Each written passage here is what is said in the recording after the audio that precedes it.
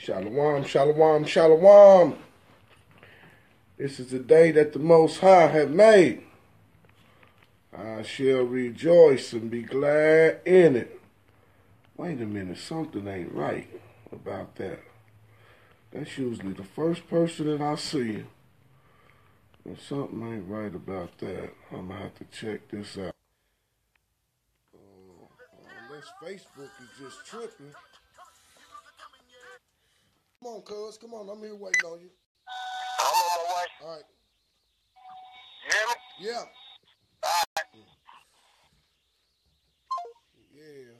Yeah. Something didn't seem right. Let me see. Yeah, I think my Facebook is tripping this morning. It's tripping this morning already, but it's cool.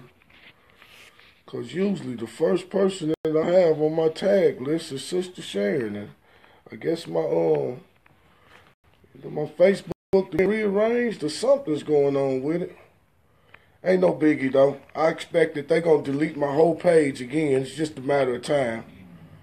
So, while we get it in, I'm just going to tag a few people. But anyway, I wanted to come on here and say all praises to the Most High and His glorious Son. And this is the day that the Most High made. We shall rejoice and be glad in it. What's up there, my brother Ralph Hall? How you doing? How you doing? Shalom, princess. Shalom. Okay, I just wanted to come on here and lift up my brother. Look at my brother John Williams out there doing a wonderful job. And I just wanted to say, shout out to brother John Williams. Thank you for dressing your brother up this morning in his one of his latest. I see a false prophet, and I don't know if y'all can see that shirt, but that's the work of brother John Williams. I see a false prophet, Babylon hypocrite. Yeah, and his work can stand on any heathen's level, and that's a leather cap. You know what I'm saying? Got nice vinyl on the shirt, and so yeah, I'll get a chance this springtime. Want to check out some nice gear. Go look up brother John Williams and check out what he got. You know what I mean? Because we said the whole world, Judah is leading the whole world. Everybody take their cues from what we doing. The problem is that the reason why the heathen is able to do it on such a grand scale is because we spend all of our money with him.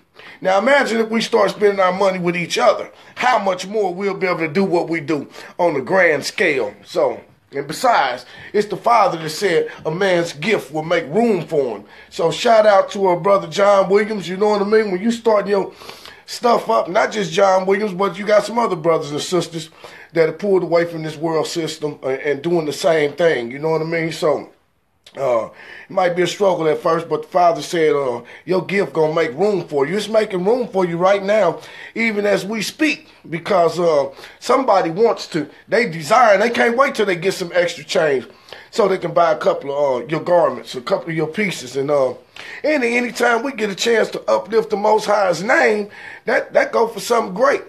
We see the world. They uplifting Satan's name. Almost everything you see, everything that you can buy in the store got some kind of satanic symbol on it.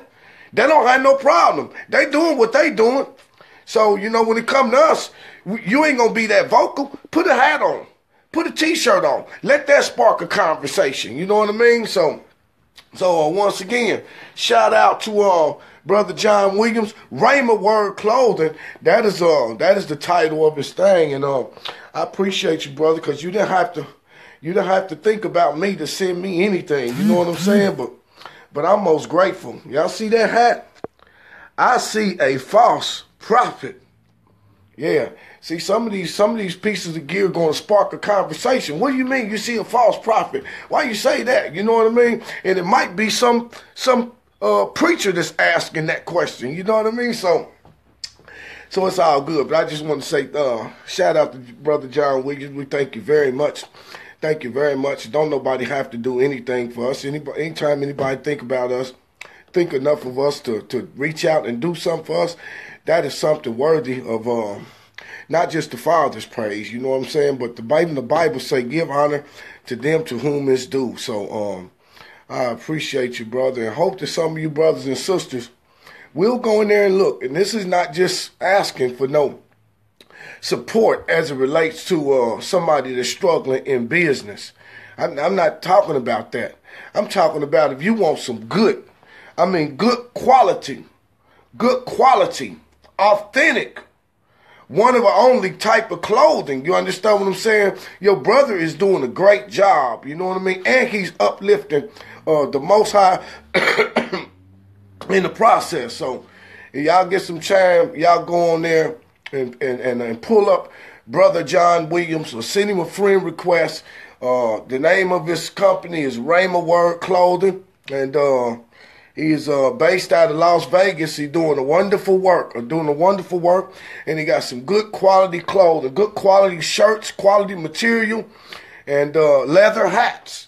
You know, and y'all know, shoot, man, people ain't coming through with no leather caps. You know what I mean? So he ain't cutting no corners when it comes to his clothing, and even in the near future, going to be working on things for the sisters as well. So once again, get on there and check him out. Brother John Williams. Okay, Brother John Williams. His name is Brother John Williams, and his clothing line is called Rhema Word Clothing. I don't know if you can see this in the back. Let's see. You see in the back, on the back of every shirt is his company logo. Rhema Word Clothing. Rhema Word Clothing. And yep. Hey, brother, and I got Brother Majors Brown on there watching. You know, you see you checking me out, Brother Majors? I was checking you out yesterday with your truth hat on, you know what I mean? But what you think about that? I see a false prophet. Yeah. So our brother taking good care of us, man, and like I said, he ain't putting out no slop merchandise. His merchandise is worthy to go in there and purchase. You know what I'm saying? So, you know, yeah. That's right. His clothes is serious. I know it, man. I know it. Because when I first seen you, when we did the video together, when you had the one-way hat on, I was like, man, that's a bad hat right there. You know what I mean? But yeah, man, he ain't, Brother John Williams ain't playing. Y'all get on there, man, and look at, send him a friend request. Brother John Williams. And his clothing company is called Rhema Word Clothing. And he ain't going to give you nothing that's gonna shrink on you next week, you know what I mean? And he ain't cutting no corners. He ain't cutting no corners. Yeah, because everybody, we keep talking about kingdom. Well, you know what? If we're going to get in the kingdom, that means that we're going to be the rulership in the kingdom, right? That means that you're going to have some type of ideal of how the kingdom is supposed to be ran. So we got to understand the only way a kingdom is going to survive if we understand how important it is, you know what I'm saying, to deal with each other. Now, black folks spend $1 trillion a year and make everybody else rich on the... Listen, let me tell you something. That's biblical. That's biblical. You go to Romans 11 chapter where he starts talking to the Gentiles about the fall of Israel. He said, if the fall of Israel produced the riches of this world, and the diminishing of Israel produces the riches of the Gentiles, how much more would their fullness be? Okay, that's basically what he's saying. When Israel fell, they stopped supporting Israel. And it produced riches for the Gentiles. It produced riches for the world. Because we were the richest people on the planet. We were the governing force. We owned the gold. We owned everything, but we took care of our own. Everything within our walls was secured and taken care of. He said, but when we fail, that produced the riches of the world. How did it produce the riches of the world? It produced the riches of the world because they sacked and took all of our stuff. And then after that, we no longer work for ourselves. We work for them that enslaved us, thereby producing riches for them. But as we waking up now, it said if the diminishing of Israel is producing the riches of the Gentiles, how much more our fullness? Basically, here's what it's saying. That the only way the Gentiles in this European established kingdom can maintain their riches is if they keep us in a diminished state, mentally, if they can keep you thinking mentally that they have a better product than what your brother is putting out, if they can keep you diminished in your mentality to where you don't understand every ideal that they got, they never had, it came from us, they can keep you in that diminished state to where you think every time you go spend $1 with them, you done something grand, then they will maintain the riches of this world, and that is how they have maintained the riches of this world. But if we want to destroy that, there you start spending your money with each other, taking care of each other, supporting each other. This is what the scriptures say. In order for them to maintain the riches of the world, they have to keep us in a diminished state.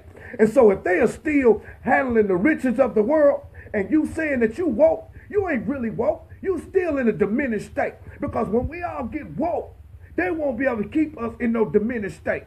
And when we come out of a diminished state, everything that they have ever established comes crumbling down because there's no way. Holler if y'all hear me. So, we try to have some general conversations, but sometimes I feel somebody in my spirit thinking a certain kind of way. So then we have to pull up the scripture, okay? If Israel fell, and that produced the riches of the world, just think about that. You say you Israel, just think about that. If when we fell, it produced the riches of the world, what do you think the condition of the other nations was before we fell? Answer that. You see? And if our diminishment keeps the Gentiles rich, what do you think the Gentiles, what condition you think they will be in when we are no longer in a diminished state? You see, when we come out of that diminished state, they go into poverty. But the only way we're going to come out of that diminished state is we got to understand how valuable we are as a people. Why I'm going to spend my money with you when the ideal that you got, you stole from my brother?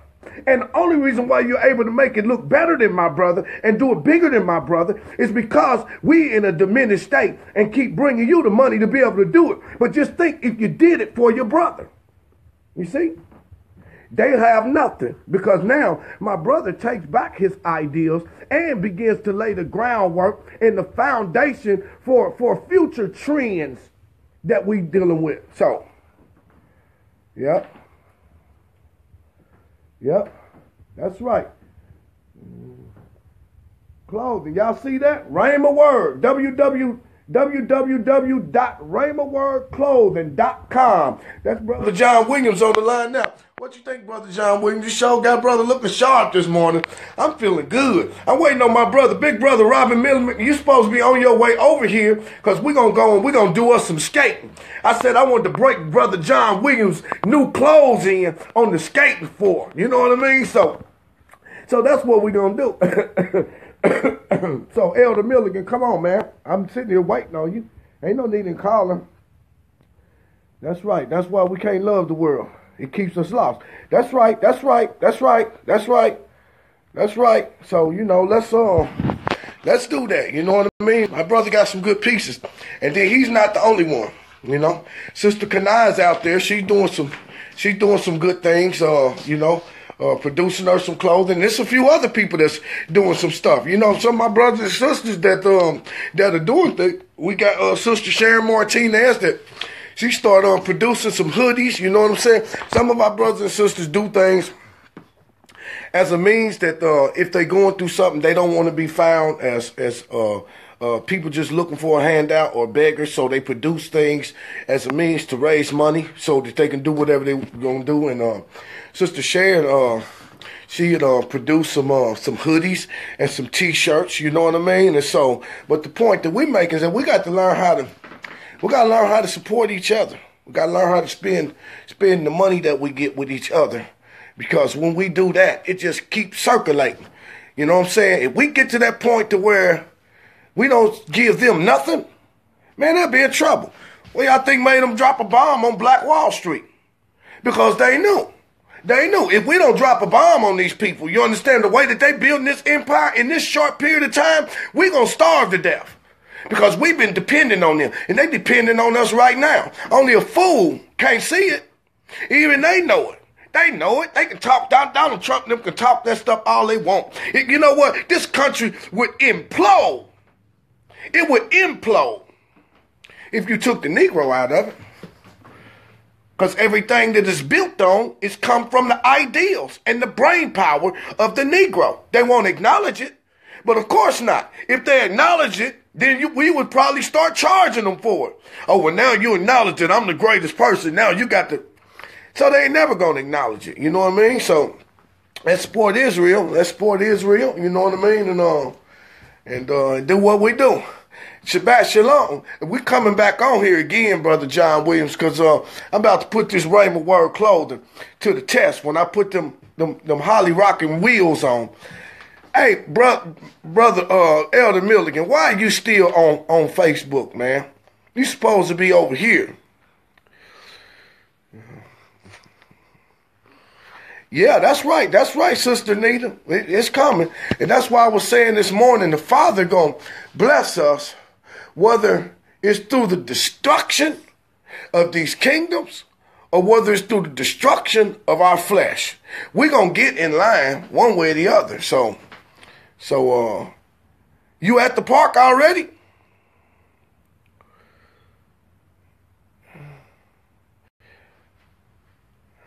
I didn't know if you was at the park already. No, I ain't at the park yet. You at the park already? Man, you supposed to come by here, come by the house first. I ain't even ready to go to the park yet. Shoot. Well, all right. I was waiting on Cousin Junior to pull up on me. So, man, you ain't even supposed to be at the park yet. I told you I was going to call you. It's all good, Brother John. No, thank you. Thank you. What's up, Brother Greg? What's up, Brother Greg? But I didn't want you waiting on me, man, because I didn't, you know what I mean? I thought you was coming by here. And we was going to go up there together. I'm waiting on somebody to come by the house right now. So you ain't already got geared up. If you ain't already got your gear on, man, you might as well just roll on back around here. Then we'll go back up there together. Because we got to take us some music with us. We got to take us some Bluetooth, some music, some speakers. So y'all going to come back when we start skating? I got to get the roll out. You know? See, that's what I'm talking about, okay? Let me give y'all understanding of something. Let me show you what I'm talking about. About 4 years ago, we went to the skating rink. I've been skating in this town. I'm 51 years old. I've been skating for 40 years. I have skated all over this state. I ain't been all over the country like a lot of our young brothers had because we wasn't going all over the country then. Skating wasn't that big. But I done skated all over. And we done a skating party so that we could spotlight those 40 years, a period of time over those 40 years. Here's what we plan to do. We established it based on a biblical prophecy of Deuteronomy 32:7 that said, remember the days of old and to consider the years of many generations. Okay, we titled it, Remembering the Days of Old. So we wanted to bring back all the way from the 70s. We wanted to put the spotlight on every generation of roller skaters that laid foundation up until the time where we were at now. All right? And we did that. We sat out. We put the first one together. We went out, we promoted. We bought trophies, we bought banners, we tickets. We did everything that we needed to do to make it a success. To bring our 60 and 70-year-old elders out now who used to skate back then, that now they could receive recognition for the work of the foundation that they had laid in the world of Kansas City roller skating. And we dropped the event. And the event was grand. It was successful. It was a sellout crowd. The skating rink couldn't even hold the traffic that came. There were no security guards. There were no policemen there. There was nothing there. And the Gentiles, they was afraid when you seen all of those Israelites up under one roof. They was afraid. But I said, you ain't got to worry about that. We police our own. And we ain't about no trouble because that's how they view us. They view us like, well, we can't be trusted. We gonna bring trouble when really it's them that bring trouble. The event was massive. It hadn't been nothing like it in this city for who knows how long. Not only did we bring our elders back that had laid the foundation for Kansas City skating, we raised up one of our brothers by the name of Captain Von Zell, who it seemed like everybody had turned their back on him because he had fell into some circumstances over the years. We raised our brothers back up and made them remember that Captain Von Zell was the one that started this stuff. And the event was successful. And what we planned to do, we planned that every year we would have the event in the skating rink of that generation. Whatever was popping, wherever it's popping in that generation, that's where we would bring it back. And that's where we would bring all of those that rolled through that time. We would bring them back. You know? And at the end of the night, when we go to book the skating rink again for the next year, we can't never have another party. Never have another party. And you just witnessed the biggest crowd that you'd have never seen, but we can't never have another party. You don't have a single police there, a single nothing there, but we can't never have another party. You know why? Because we made money. Because we made money. The skating rink made money too. But not only was our objective is to bring the people together. Our objective was to make money because this is business. So you had the skating rinks that say, you can spend your money here, but you can't make nothing off me. But see, they don't feel that way when it comes to the vending company that bring them the soda pop. Imagine if the vending company that brought the soda pop said, you can sell this soda pop and make my money, but you can't make no profit off of it. Imagine if the potato chip manufacturers or the people that sold the candy, imagine if the vendors that control the video games and all, imagine if they all felt like that. You see, that's some psychological racism. Tell me I can't make no money off of you. So you know, and I don't fault the brothers, and I'm not mad at them. I just don't have no thing to spend no money with you. You can take my money, your family can eat real good. But you want to see mine starve to death. And see, one of the things is, the sick thing about our people is that they don't understand is that without you, it couldn't even survive. That's what I'm talking about. When you keep the children of Israel in a diminished state, you keep the one that's oppressing you rich. But when you understand that he couldn't survive, he couldn't eat without you, when you understand that, then you will put him in his proper place. And even I know just me not going, had another one, and all of them being cahoots together. He said, man, I don't care if you sold a ticket for $25. I got to keep all the money. Because ain't nobody off the street coming off the street making no money off me. That's what he said to me. I said, really? Okay, that's cool. But that's how they feel about you. You mean tell me that somebody can feel that way about you? That's how they feel about you anywhere you go. Whether it's Dillard's, whether it's Marshall's, whether it's Walmart. I don't care where it is. That's what they feel about you. Now you tell me something that they can keep you in a diminished state so that they can stay rich. You say you woke? Actions speak louder than words. You ain't woke until you get what I'm telling you. So Shabbat Shalom.